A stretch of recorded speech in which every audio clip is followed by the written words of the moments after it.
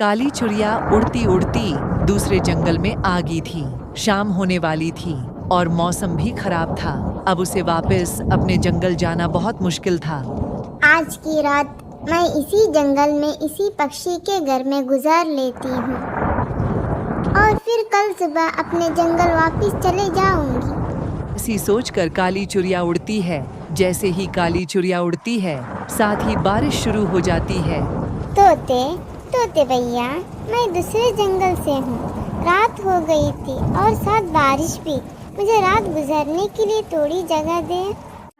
काली, तुम बहुत काली चिड़िया हो। मुझे डर है कि अगर मैंने तुम्हें अपने घर में आने दिया तो मैं भी काला हो जाऊंगा। मेरा नाम चांदनी है और मैं सागर के उस पार में जंगल में रहती हूँ। अगर कभी मेरी जरूरत हुई तो मैं भी आपके काम आऊंगी। मैं इतनी काली और बदसूरत चिड़िया को अपने घर में नहीं रख सकता। कोई भी पक्षी हमारे जंगल में इतना काला नहीं है जितनी तुम हो। ऐसे कहते हुए तोता अपने घर का दरवाजा बंद कर लेता है। काली चिड़िया बारिश से बचने के लिए कौवों के पास जाती है। गोरी कवि अपने घर की खिड़की में बैठी बारिश का आनंद ले रही थी। कवि कवि, मेरा नाम चांदनी है। मुझे बारिश से बचने के लिए अपने घर में आने दीजिए। चांदनी, शक्ल से तो तुम अंधेरी रात जैसी दिख रही हो और नाम है चांदनी। ना भी ना, मैं तुम जैसी काली चिड़िया को अपने घर में नहीं रख सकती। आप भी तो मेरी तरह काली है। खबरदार, जो मुझे काली कहा। हम कौवे जितने काले हों उतने ही सुंदर दिखते हैं। चली जा और सुन ले, हमारे जंगल की रीत है, हम तुम जैसे काले पक्षी को अपने जंगल में नहीं रहने देते। बेचारी काली चिड़िया उड़ती है और थोड़ी दूर जाकर एक पेड़ के नीचे बैठकर रोने लग जाती है। ए ऊपर वाले, क्यों बनाया मुझे इतना काला, जो मुझे सब नफरत करते हैं।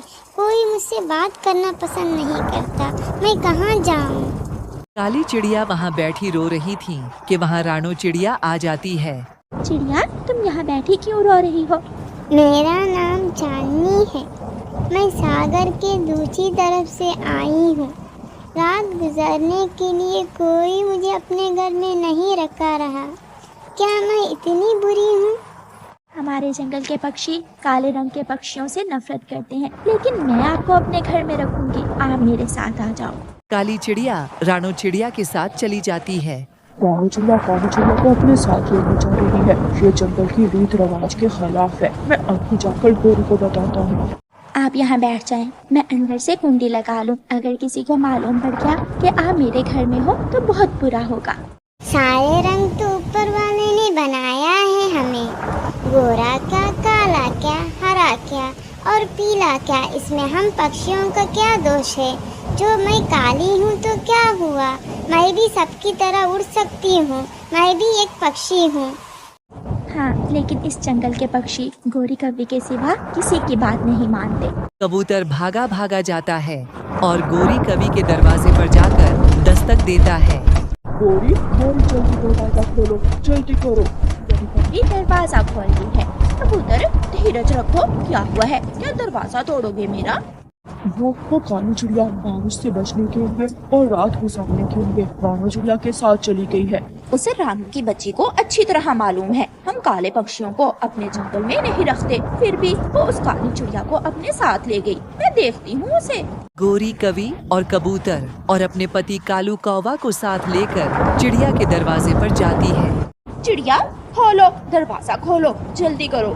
आप यहाँ छुप जाएं। शायद उनको मालूम पड़ गया है कि आप यहाँ हो। रानो चिड़िया खिड़की से कहती है, क्या हुआ? आप सब इतनी तेज बारिश में मेरे घर क्या करने आए हैं? निकालो बाहर उस काली चिड़िया को। उसे कोई भी अपने घर में नहीं रखेगा। कौन काली चिड़िया? यहाँ तो कोई नहीं है। ये रानो चिड़िया ऐसे नहीं मानेगी। तोड़ दो, इसके घर का दरवाजा तोड़ दो। पक्षी मिलकर जोर लगाते हैं और रानो चिड़िया के घर का दरवाजा तोड़ देते हैं और घर में चले जाते हैं। रानो चिड़िया, तुमने एक इस काली चिड़िया को अपने घर में जगह दी और दूसरा हमसे झूठ बोला। इस काली चिड़िया के साथ साथ अब तुम्हें भी ये जंगल छोड़कर जाना होगा। फिर क्या करे, मैं चली जाती हूँ। आप इसे मत कुछ कहे। ये सब मेरी वजह से हुआ है। मैं जा रही हूँ। नहीं, अब ये रानो चिड़िया भी तुम्हारे साथ ही जाएगी। वरना ठीक है, मैं जा रही हूँ, मैं चली जाती हूँ। अगर काला होना इतना ही पाप होता तो ऊपर वाला कभी किसी को काला न बनाता। राणो चिड़िया और काली चांदनी चिड़िया दोनों को उस जंगल के पक्षी बारिश की रात में घर से बाहर निकाल देते हैं। राणो चिड़िया और काली चिड़िया एक केले के पेड़ के नीचे बैठकर दुखों भरी रात गुजरते हैं। मुझे माफ कर दो, मेरी वजह से आपको ये सब सहना पड़ा। जिस जंगल के पक्षी इतने जालिम हो, मैं भी वहाँ रहना पसंद नहीं करती। दुखों भरी रात गुजर जाती है। सुबह हो जाती है। बारिश थम चुकी थी। मौसम साफ था। चले, मैं आपको अपनी जंगल में लेकर जाती हूँ। वहाँ का मौसम, वहाँ के फल आपको बहुत पसंद आएंगे। फिर राणो चिड़िया काली चिड़िया के साथ उसके जंगल में चली जाती है। वो जंगल रंग बिरंगे फलों से भरा हुआ था और फलदार पेड़ों में एक सुंदर सा घर था। ये मेरा घर है। अब हम दोनों इसी घर में रहेंगे और कोई हमें रोकने वाला नहीं है इस जंगल में। एक तरफ विशाल सागर और ये फलदार पेड़, बहुत खूबसूरत है ये जंगल। कई दिन, कई महीने और फिर पूरा साल बीत जाता है। राणो चिड़िया और काली चिड़िया जंगल से फल खाती, नदी से पानी पीती और सागर की लहरों को देखकर खुश होती। वक्त बदल जाता है और फिर गोरी वाले जंगल में सूखा पड़ जाता है। हर तरफ पेड़ पौधे सूख जाते हैं।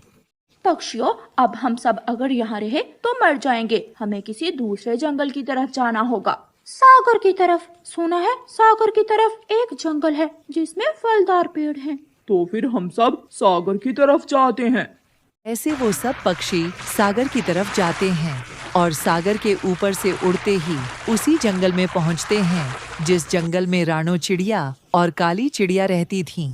सब वहाँ चलो, वहाँ एक सुंदर सा घर है, हम वहाँ जाते हैं। गौरी कवि कालू कौवा तोता और कबूतर सब उस घर के पास जाते हैं तो वहाँ काली चांदनी चिड़िया और राणो चिड़िया को देखकर हैरान हो जाते हैं। क्या ये घर तुम्हारा है? ये मेरा घर है और ये जंगल भी मेरा है।